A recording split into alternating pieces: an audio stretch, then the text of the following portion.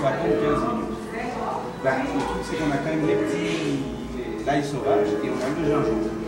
Donc on peut couper comme ça le aperitivo. On coupe comme ça. Voilà. Ça fait plein de petits bouts.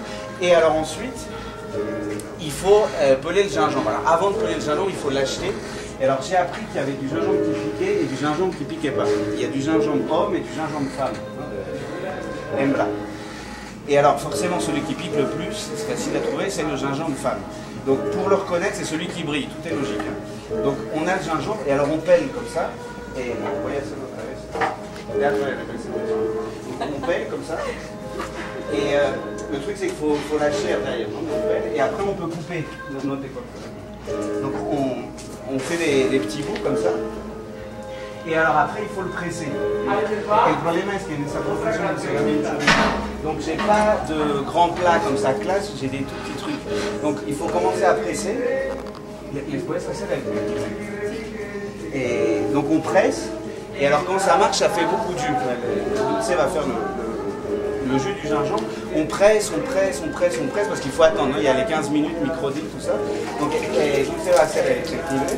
Donc ça presse, alors là il y a du jus partout. Donc, si on fait ça correctement, on met ça dans un petit bol comme ça. Et alors ensuite, les 15 minutes sont passées, et alors on met ça dans des assiettes comme ça. C'est le mismo problema de que no hay dinero en esta profesión, donc c'est des plats de soupe. Donc ça c'est quand le gingembre est très fin, ça mouille beaucoup. Alors, même si ça mouille dans toute la cuisine, voilà, on fait toujours dans un petit bol. Donc on a les courgettes, on les a coupées, on a mis l'ail et on met le gingembre au-dessus là. Et alors après on met dans le micro-ondes et là on attend 3 minutes. Et alors comme c'est le siglo XXI, toutes les choses sont très modernes. Et alors moi j'ai un micro-ondes qui parle. Ça arrive, donc c'est-à-dire qu'au bout de 3 minutes, il fait un bruit comme ça, il dit. En fait c'est une façon de communiquer, et il me dit non ça y est, là les 3 minutes sont passées, il faut que tu réagisses.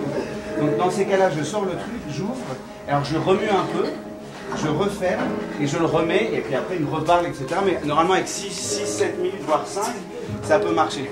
Les explications, c'est ce que je